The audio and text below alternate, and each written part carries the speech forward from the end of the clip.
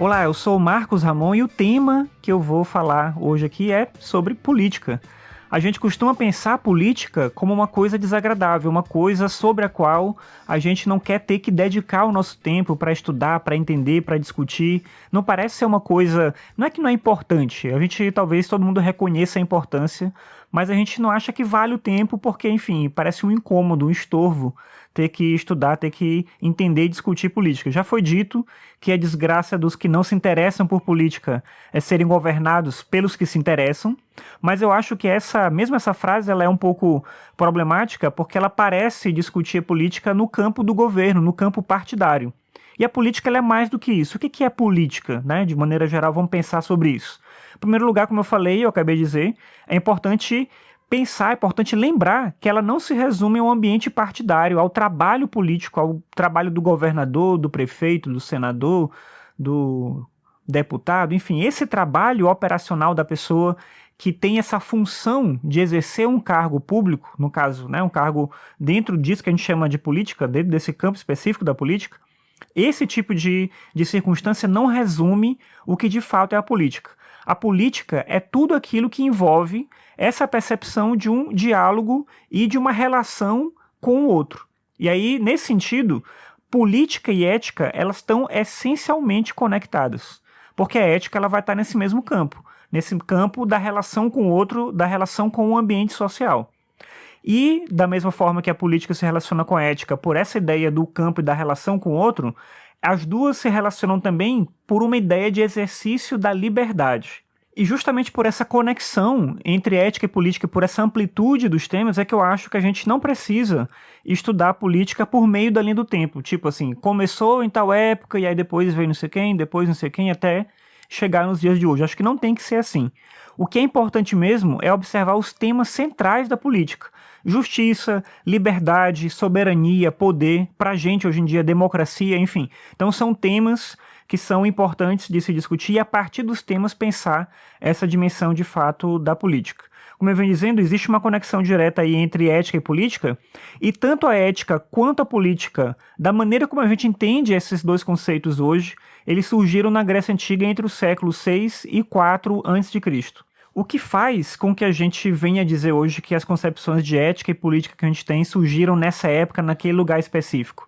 Quer dizer que não tinha uma outra cultura em outros lugares, as pessoas não pensavam sobre ética, não pensavam sobre política, pensavam. Só que a questão que a gente vai identificar é que ocorreu dentro da cultura grega uma mudança de perspectiva dentro da filosofia do estudo da physis, do estudo da natureza, para as questões humanas, que era um espaço antes ocupado pelo mito. O mito discutia essa questão da vinculação do humano e seu comportamento, então esse espaço ele passa a ser um espaço também da filosofia, ou melhor, ele passa a ser um espaço da filosofia que vai destituindo o mito desse lugar de discutir o comportamento humano. Então existe essa mudança. E mais do que isso, na Grécia existia o respeito ao diálogo, à opinião do outro, e um espaço democrático dessa discussão, que era uma coisa que não existia naquela época em outros lugares, onde o conhecimento ele ficava concentrado na mão de poucos, e esse espaço do debate público ele era praticamente inexistente. Então é isso que fez com que a Grécia legasse para a gente hoje essa perspectiva de ética e política, mas não quer dizer que fosse uma exclusividade deles, obviamente, pensar sobre o comportamento humano. Óbvio que em outras culturas isso existia, talvez existisse inclusive no nível mais avançado, mas o conhecimento desenvolvido e produzido na Grécia, ele sobreviveu e se manteve também por conta desse ambiente político que eles tinham ali. De alguma forma a gente pode dizer, inclusive, que surgiu na Grécia o conceito de isonomia, a ideia de igualdade. Isso não quer dizer, da mesma forma que eu vinha falando antes, que não existiam tentativas de organização da vida pública antes desse período ou em outros lugares que não a Grécia. Só que elas não eram baseadas nessa ideia de igualdade, por exemplo, que eu estava discutindo. Um exemplo que eu acho que é famoso, que serve para a gente pensar nesse contraste, é o Código de Hammurabi, que data aproximadamente de 1776 a.C. Então, bem anterior a esse período que eu falava que era o século VI, entre século VI e século IV a.C. na Grécia.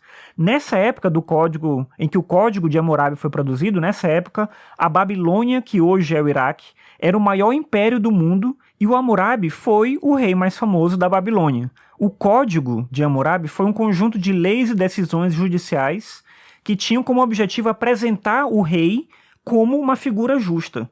O texto ele vai então apresentar elementos, ele começa com uma apresentação de elementos da mitologia dos babilônicos, porque obviamente existe uma vinculação muito específica dessa percepção do comportamento, da política, da ação com os deuses, e isso é uma coisa, como eu falei, que os gregos eles vão se afastar pouco a pouco, né? Eles vão tirar essa dimensão dos deuses e pensar cada vez mais no espaço político, no debate público, a partir do debate público, que é uma coisa que não tinha nessa questão aqui da Babilônia. Então, o Código de Hammurabi começa com essa referência à mitologia, e depois ele vai listando uma série de julgamentos, acho que são, não sei, perto de 300 ou mais de 300, num formato mais ou menos assim: se isso acontecer, então a consequência é essa. Então, se isso, então aquilo. Então, vai falando uma série de circunstâncias nesse modelo.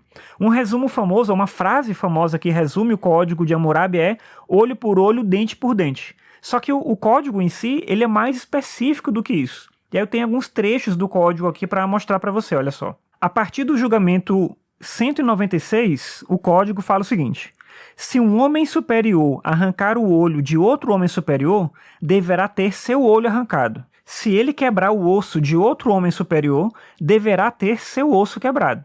Se ele arrancar o olho de um homem comum ou quebrar o osso de um homem comum, deverá pagar 60 ciclos de prata. Ciclos era moeda na Babilônia.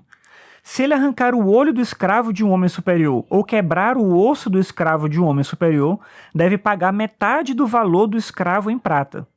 Se um homem superior bater em uma mulher superior e a fizer abortar, deverá pagar 10 ciclos de prata pelo feto. Se essa mulher morrer, a filha dele deverá ser morta. Se ele bater em uma mulher comum e a fizer abortar, deverá pagar 5 ciclos de prata. Se essa mulher morrer, ele deverá pagar 30 ciclos de prata.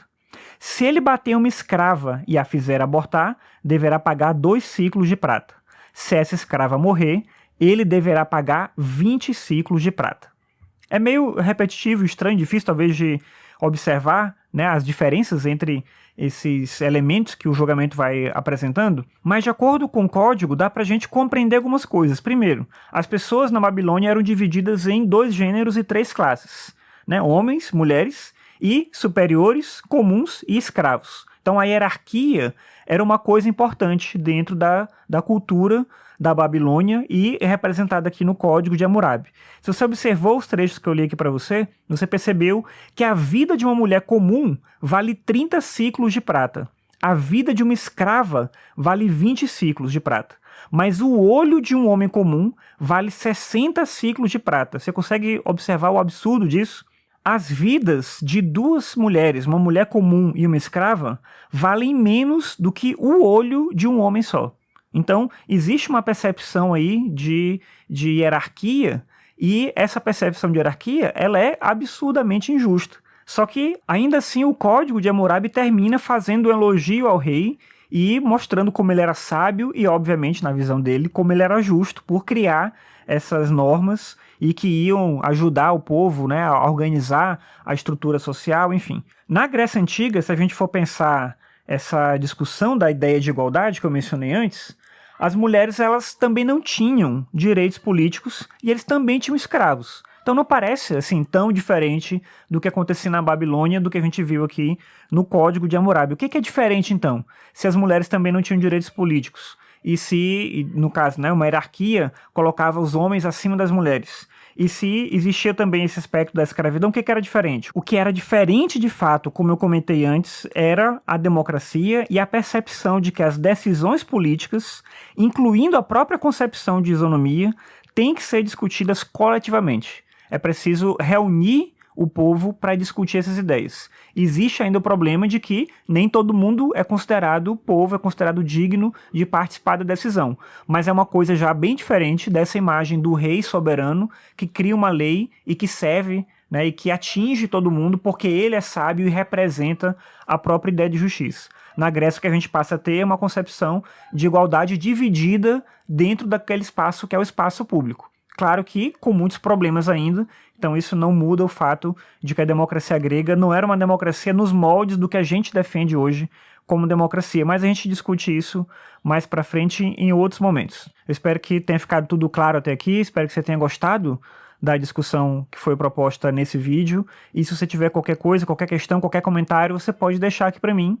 E eu agradeço a sua audiência. Até a próxima. Tchau.